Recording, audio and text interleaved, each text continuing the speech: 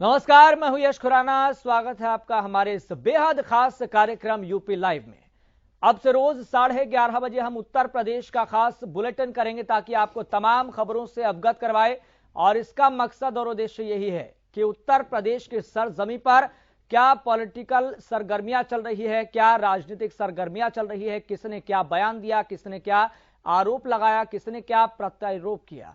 लेकिन इन चुनावी सरगर्मियों के बीच, चुनावी माहौल के बीच आज 55 सीटों पर मतदान लगातार जारी है और 9 बजे तक का डाटा निकलकर सामने आया कि 9 से ज्यादा प्रतिशत तक मतदान हो चुका है। लेकिन पॉलिटिकल एक्सपर्ट और राजनीतिक विश्लेषक इसे अपने नजरिए से देख रहे हैं। तमाम पहलुओं से आपको अवगत करवाएंगे, तमाम फैक्टर से आपको अवगत करवाएंगे। इसलिए हमारा ये बेहद खास कार्यक्रम यूपी लाइव, जिसमें हम आपको यूपी की सरजमी से चाहे जो भी खबर हो, चाहे चुनावों से संबंधित हो, तमाम खबरों से आपको अवगत करवाएंगे। और पहला उद्देश्य, मकसद और प्राथमिकता हमारी यही रहेगी ताकि आपको तमाम खबरों से अवगत करवाएं। चूंकि हमारा बेहद ही खास कार्यक्रम है और अब से रोज 11:30 बजे हम इस पर न केवल चर्चा करेंगे और जानने समझने की भी कोशिश करेंगे कि आखिरकार इस चुनावी फिजाओं के बीच में कौन आगे है, कौन पीछे है और किसके सामने सबसे बड़ा चैलेंज क्या है। क्योंकि भारतीय जनता पार्टी अपने उस पहले वाले परिणाम को दोहराना चाहती है।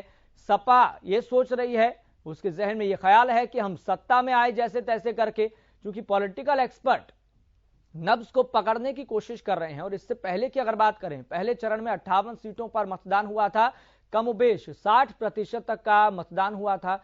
और बात करें भारतीय जनता पार्टी के लिए सबसे अहम रहने वाला है 58 सीटों वाला पहला चरण। और आज दूसरा चरण है जिस पर तमाम पॉलिटिकल एक्सपर्ट्स की, तमाम राजनेताओं की नजर टिकी हुई है।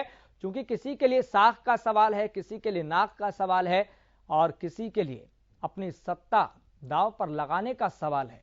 लेकिन परिणाम जो भी होगा वो 10 मार्च को इंतजार करना होगा। लेकिन चरण दर चरण हम बातचीत भी करेंगे और सारी परिस्थितियों, माहौल को जानने समझने की कोशिश करेंगे। फिलहाल इसी बीच आपको बता दें, एक बड़ी जानकारी सामने आ रही है, सीधा उसका रुख करेंगे। तो बड़ी जानकारी बैक टू बैक आपकी टीवी स्क्रीन पर हम आपको दिखा दें तो बेहद महत्वपूर्ण जानकारी। उत्तर प्रदेश विधानसभा के दूसरे चरण में अभी तक 9 बजे तक का डेटा सामने आया कि 9.45% मतदान हुआ है। यूपी विधानसभा चुनाव का दूसरा चरण है। जी हां, बेहद महत्वपूर्ण ये चरण है। किसी के लिए साख का सवाल है, किसी के लिए नाक का सवाल है और किसी ने अपनी सत्ता की दावेदारी को दांव पर लगा दिया है।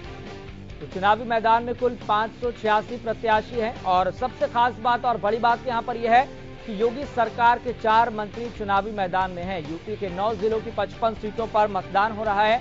और इससे पहले वाले चरण की बात करें, यानी कि पहले चरण में 58 सीटों पर मतदान था। पश्चिमी उत्तर प्रदेश की सीटें बहुत महत्वपूर्ण मानी जाती है। वहां पर जाट और मुस्लिम फैक्टर सबसे बड़ा होता है और हर राजनीतिक दल के लिए बहुत मायने रखता है। तो यूपी में 9 बजे तक का डाटा सामने आया, 9.45% तक मतदान हो चुका है। और सबसे खास बात, बड़ी बात यहां पर यह है, चुनावी मैदान में 586 उम्मीदवारों की किस्मत दांव पर है। यूपी के 9 जिलों की 55 सीटों पर मतदान हो रहा है। तो यूपी के रण यानी विधानसभा चुनाव 2022 का दूसरा फेज, 9 जिलों की 55 सीटें और दांव पर 586 उम्मीदवारों की किस्मत। और इसका फैसला 2 करोड़ वोटर आज करेंगे।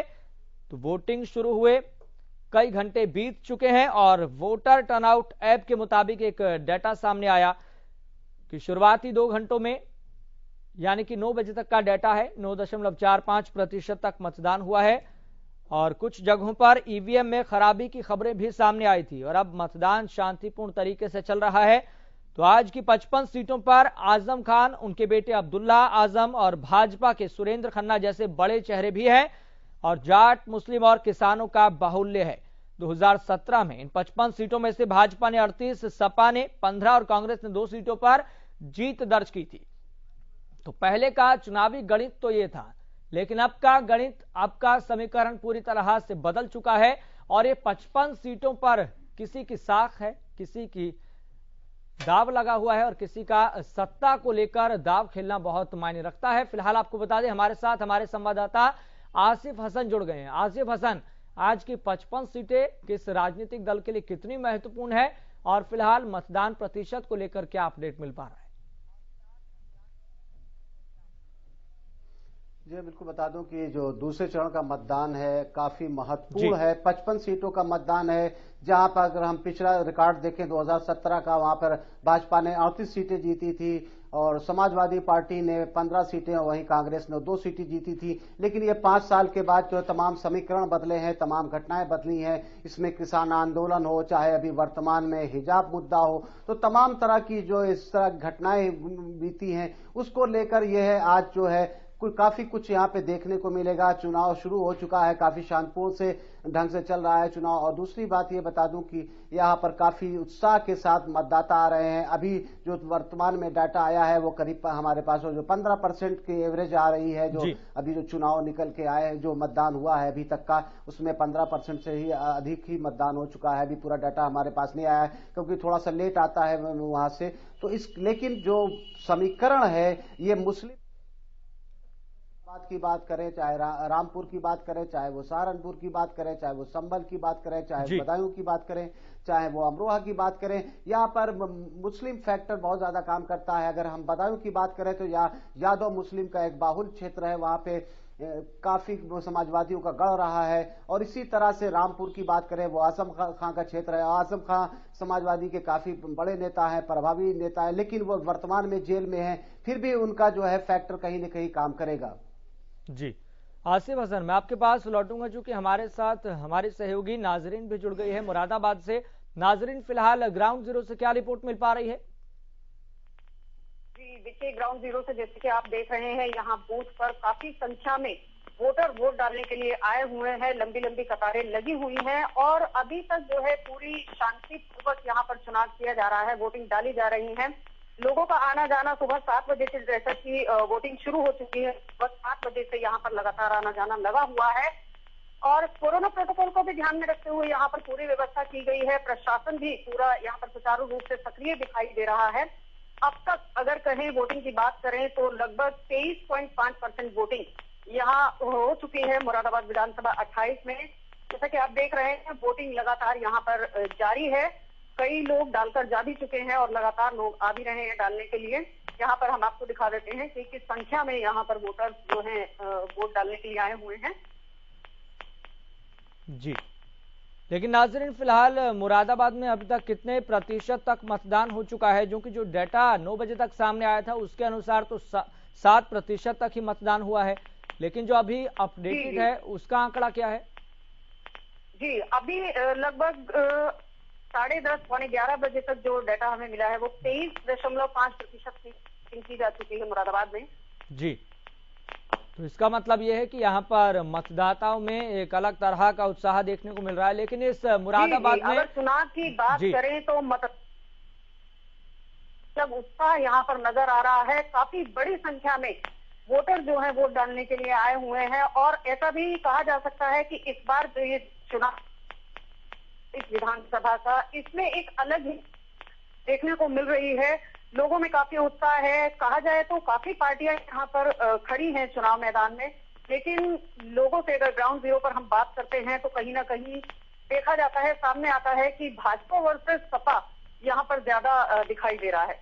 जी, लेकिन जो दोनों पार्टी की तरफ से जो प्रत्याशी है उनके बीच कितना बड़ा और कितना कड़ा ये मुकाबला देखने को मिल रहा है, और पिछली बार की क्या स्थिति थी और अब की बार समीकरण क्या इशारा कर रहे हैं मुरादाबाद सीट पर?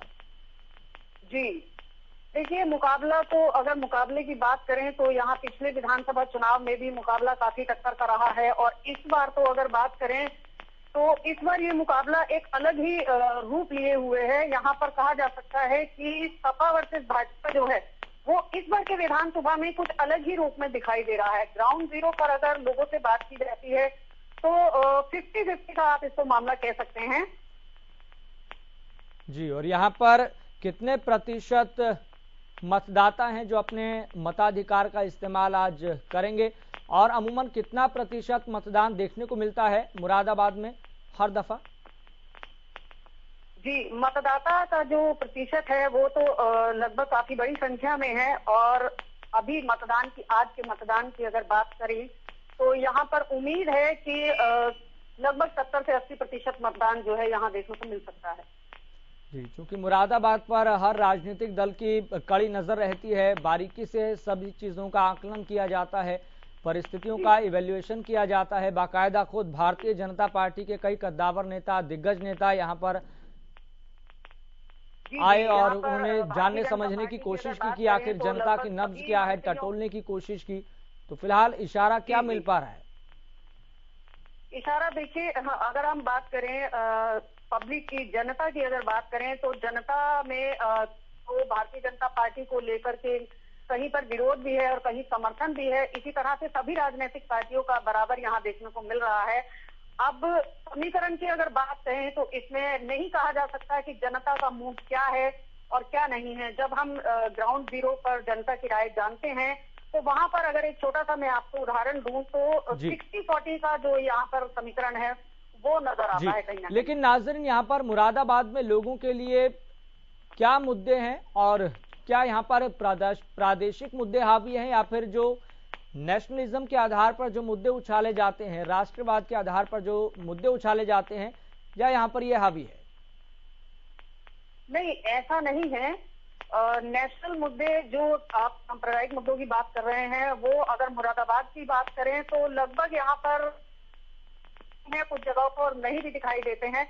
लेकिन इस चुनाव में 2022 के विधानसभा चुनाव की अगर बात करें तो ज्यादा जो मेन मुद्दे हैं वो यहाँ जनता के भी, और राजनीतिक पार्टियां भी अपना दावा करती हैं कि मेन मुद्दा जो है वो शिक्षा, स्वास्थ्य, सुरक्षा, इन सब चीजों को लेकर बना हुआ है। हालांकि सभी राजनीतिक पार्टियों ने अपने घोषणा पत्र में भी और अपने प्रचार प्रसार में भी तरह तरह के वादे भी किए हैं, दावे भी किए हैं, लेकिन जनता उनसे कितना इंस्पायर होती है, कितना इम्प्रेस होती है, ये तो आगे ही पता चलेगा।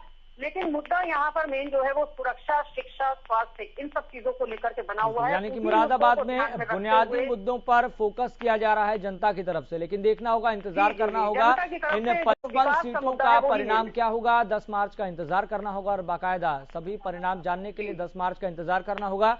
हमारे साथ आसिफ हसन भी लगातार जुड़े हुए हैं। आसिफ हसन, ये दूसरा फेज पहले चरण से कितना अलग दिखाई दे रहा है और किस राजनीतिक दल के लिए कितना महत्वपूर्ण है? जब इनको बता दूं कि पहला चरण और दूसरे चरण में फर्क ये है कि यहां पर जो है सहारनपुर का मुद्दा जो 2017 में भाजपा की तरफ से काफी उठाया गया था, जिसके में आजम खां का नाम काफी उछाला गया था, जिसकी वजह से कहीं न कहीं भाजपा को एक बड़ा नंबर मिला था 2017 में। अब इस बार जो है शायद परिस्थितियां बदली हों, क्योंकि वो फैक्टर, वो मुद्दे इस बार काम नहीं कर रहे हैं। आजम खां जेल में बंद है, उनका बेटा, उनकी बीवी जो है अभी जमानत पर है, चुनाव लड़ रहे हैं, आजम खां भी चुनाव लड़ रहे हैं। तो कहीं न कहीं ये जो फैक्टर काम करेगा और जो है पिछले जो 2017 की जो परिस्थितियां थी कहीं न कहीं देखने में नजर आ रहा है, जिस तरह के तमाम राजनीतिक दावे किए जा रहे हैं, विश्लेषक बता रहे हैं, उसमें कहीं न कहीं कुछ चेंजेस की संभावना नजर आ रही है। जी, क्योंकि कई जगह से ईवीएम खराब होने की भी खबर सामने आई थी, वो कौन कौन सी जगह है? और चूंकि योगी सरकार के 4 मंत्री की साख भी दाव पर है, तो ऐसे में योगी सरकार के 4 मंत्रियों की साख दाव पर है, ये कितना बड़ा चैलेंज हो सकता है योगी सरकार के लिए? जी, संतोष गंगवार बरेली से हैं, उन्होंने मतदान कर दिया है अभी, और उसके बाद उन्होंने जो मीडिया से बताया है कि यहाँ पर हमारी जो है दूसरे चरण का भी मतदान हो रहा है, जिस तरह जो लोगों का रुझान है, उन्होंने संतोष गंगवार ने दावा किया है कि पहले चरण की तरह इस बार भी जो है मतदाता भाजपा के साथ हैं, लेकिन ये तो 10 मार्च को पता चलेगा कि मतदाता किसके साथ है, किसको समर्थन दिया है। दूसरी बात एक अपडेट करना चाहता हूं कि ये बहुत ही बड़ा नंबर है, 2,01,42,441 मतदाता आज जो है मतदान करेंगे।